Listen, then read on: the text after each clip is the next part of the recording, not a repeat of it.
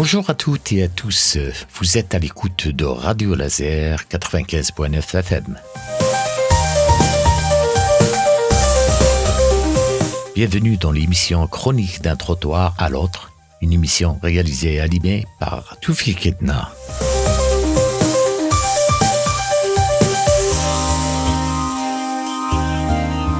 Et si nos villes étaient des êtres vivants, avec des mémoires, des rêves et des cicatrices, visibles à même la peau, sur leurs trottoirs, leurs murs et leurs façades? C'est la question que nous allons explorer ensemble aujourd'hui.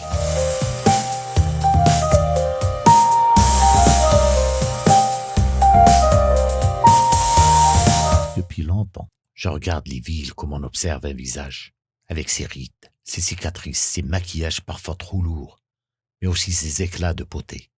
Rennes où je vis aujourd'hui, on est un exemple vivant.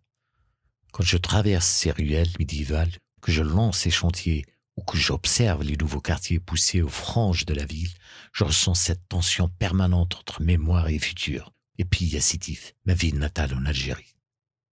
Là-bas aussi, la même question revient sans cesse. Comment continuer d'habiter une ville qui change sans effacer ce qu'elle a été? Comment faire place au présent sans s'y perdre? Au fond, ce dilemme n'appartient ni à Rennes, ni à Sétif seulement. Partout, les villes semblent osciller entre trois temps contradictoires. Hier, aujourd'hui et demain. Hier, avec ses architectures vernaculaires ou ses quartiers anciens, qui nous rappellent l'intelligence et la sobriété des générations passées. Aujourd'hui, avec ses urgences, ses contradictions, ses improvisations qui parfois nous étouffent. Et demain, ce temps qui nourrit nos rêves, nos inquiétudes, nos utopies. C'est ce chemin que je vous propose d'emprunter ensemble, trottoir après trottoir, pour cette première chronique. Entre nostalgie, constat et espérance, un voyage urbain d'hier à demain.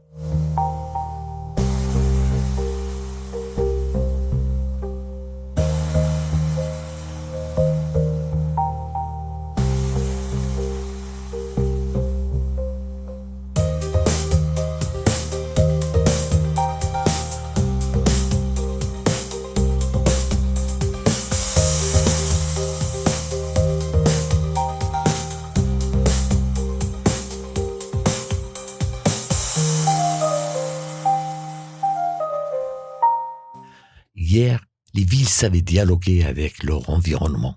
Dans le monde méditerranéen, les médinas se dessinaient comme des labyrinthes d'ombre où les ruelles étroites protégeaient de la chaleur et favorisaient les échanges entre voisins. Les cours intérieures, discrètes derrière des portes massives, offraient un îlot de fraîcheur et d'intimité au cœur de la densité. En Europe, les villages médiévaux s'organisaient autour d'une place, d'un marché ou d'une église. Les ruelles pavées ralentissaient naturellement la circulation, créant des espaces propices à la rencontre. Partout, la logique était la même. Protéger, économiser, transmettre. On utilisait les matériaux locaux, on s'adaptait au climat. La maison à colombage, la pierre taillée, la terre crue. Chaque région trouvait sa manière d'habiter. Et surtout, l'espace public était d'abord un lieu de vie, avant d'être un lieu de passage. La place, le puits, la fontaine, l'arbre, autant de points d'ancrage où la communauté se retrouvait, où l'on échangeait, où se construisait la société. Bien sûr, les villes anciennes n'étaient pas idéales. Elles pouvaient être insalubres, étouffées par les épidémies, enfermées derrière le rempart. Mais elles avaient une cohérence que nous cherchons encore aujourd'hui. Une échelle humaine, un rythme adapté, une attention portée à la durée. Et c'est peut-être leur principale leçon. Dans un monde qui s'accélère, hier nous rappelle que la ville n'était pas un objet de consommation. Elle était une maison commune. Chaque pierre posée, chaque rue tracée racontait une histoire qui devait continuer. Alors quand on contemple encore ces fragments de médina, de centres anciens, des villages d'autrefois, il ne s'agit pas seulement de nostalgie. Il s'agit d'une mémoire utile, une mémoire qui peut nous aider à comprendre ce que nous avons perdu et ce que nous pourrions retrouver.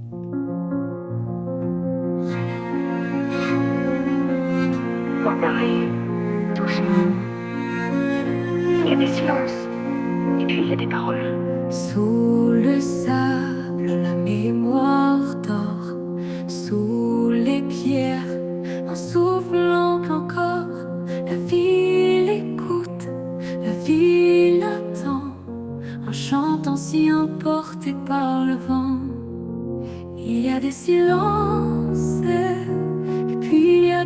paroles, le désert qui respire, la ville qui s'envole. Dans les rues, les pas résonnent, les voix se lèvent, les cœurs s'étonnent. Entre hier et demain qui s'appelle, un chant s'élève, éternel. Il y a des silences, et puis il y a des paroles, le désert qui respire, la ville qui s'envole. Dans les rues, les pas résonnent, les voix se lèvent, les cœurs s'étonnent. Entre hier et demain qui s'appelle, un chant s'élève, éternel.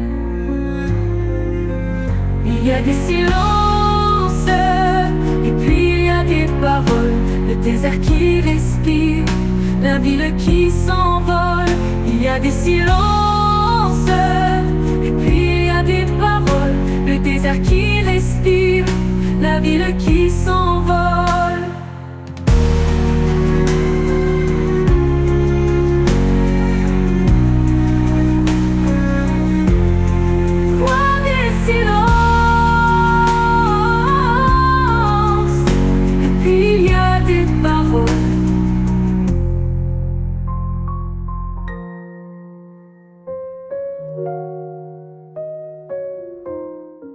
Aujourd'hui, nos villes se ressemblent toutes. Qu'on soit au nord, au sud, à l'est ou à l'ouest, on retrouve les mêmes avenues élargies. Les mêmes façades de verre et de métal, les mêmes places rectangulaires, recouvertes de dalles minérales. La diversité des paysages urbains s'efface, remplacée par une uniformité grise. Dans ces villes modernes, l'humain a perdu sa place. Le piéton n'est plus qu'un passant pressé, coincé entre le flux des voitures et la façade anonyme des immeubles. Le trottoir, au lieu d'être un lieu de rencontre, devient un simple couloir de passage. On circule, on consomme, mais on ne s'arrête plus. La nature, elle aussi, est reléguée à la marche. On plante parfois quelques arbres alignés, on installe un carré d'herbe artificielle, mais la ville reste dominée par le béton et l'acier. L'eau, autrefois présente dans les fontaines et les canaux, est canalisée sous terre, invisible. Le chant des oiseaux est couvert par le bruit des moteurs et des climatisations. Et pourtant, on continue de parler de villes durables, de villes vertes. Mais le quotidien démonte ces slogans. Chaleur écrasante l'été, inondations l'hiver, pollution sonore permanente. L'espace public, au lieu d'être un lieu de vie, ressemble de plus en plus à une vitrine figée. Ce qui manque à l'urbanisme d'aujourd'hui, ce n'est pas la technique, ni le budget, mais le souffle humain. La capacité de créer des lieux où l'on a envie de rester, de se rencontrer, de respirer. Une ville sans âme finit toujours par fatiguer ses habitants. Alors la question s'impose. Comment redonner à la ville son rôle premier? Non pas celui d'un décor de béton et de métal, mais celui d'un espace vivant où l'humain et la nature retrouvent leur splendeur partagée.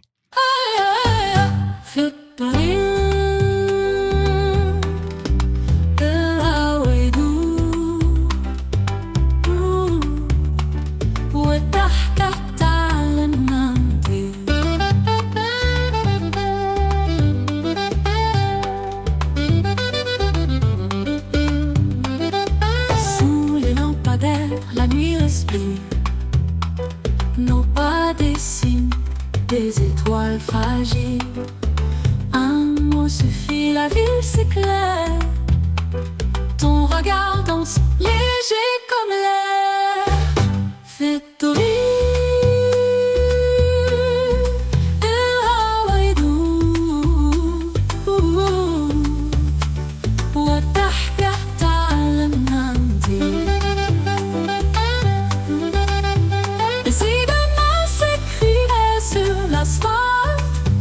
Sur ce ton doux comme une hâte.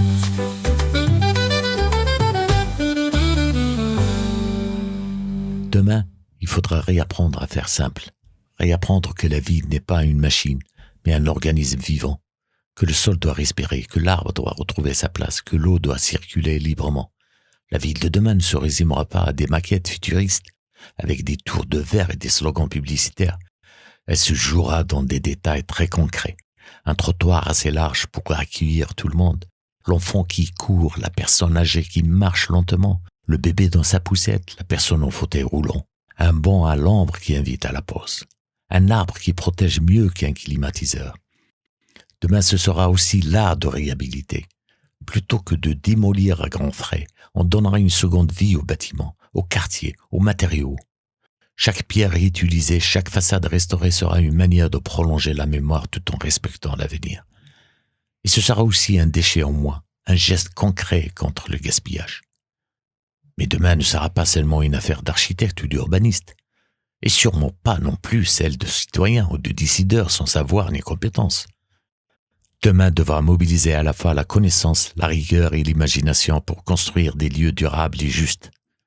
Alors imaginons une ville où le bruit des moteurs s'efface derrière le bruissement des feuilles, une ville où l'espace public se vit sans voiture, sans pollution visuelle, sans pollution sonore, sans pollution de l'air ni atteinte à la nature.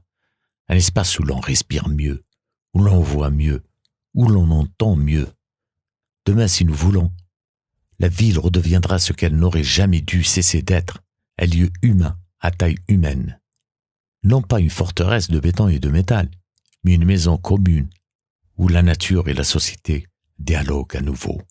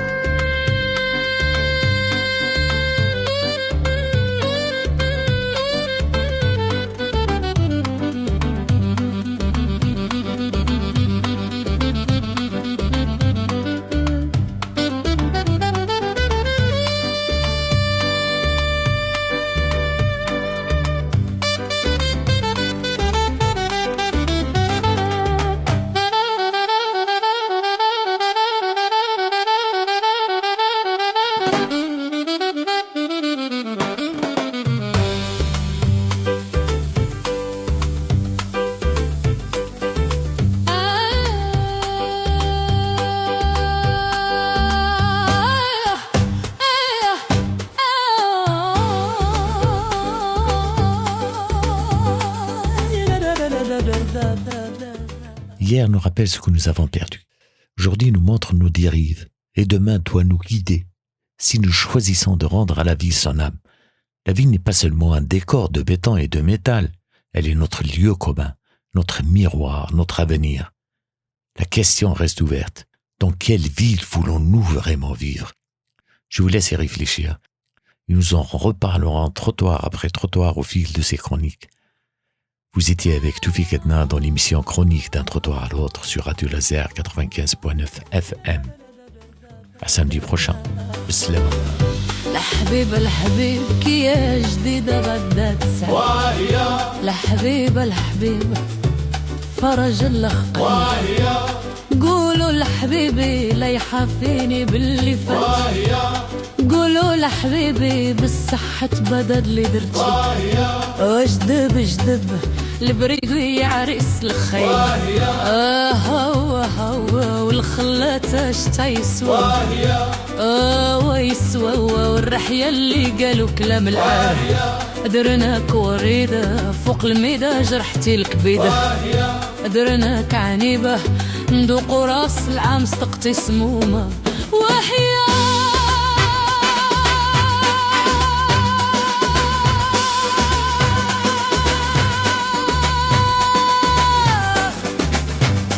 قولوا لحبيبي دير شي حيلة نفرقوه الليلة اسمع سيدي اسمع لهلا يورينا فيك بس انا وانت والسامعين وجميع الناس الحاضرين اليوم الجمعة اليوم اثنين ما تحنوا ما داروا عويل اليوم الجمعة اليوم ثلاث خرجوا البنات الهيجات اليوم الجمعة اليوم اثنين سليوا على ندي كاملين نتلو بالله غنبي السلطان الله ينسرو ويدوم علينا سلامتو الميركل انتو مسموعة انا بالله والشرع بالله رجلي في السماء يقلب على تحويده في السماح وكي هيدنا عباد الله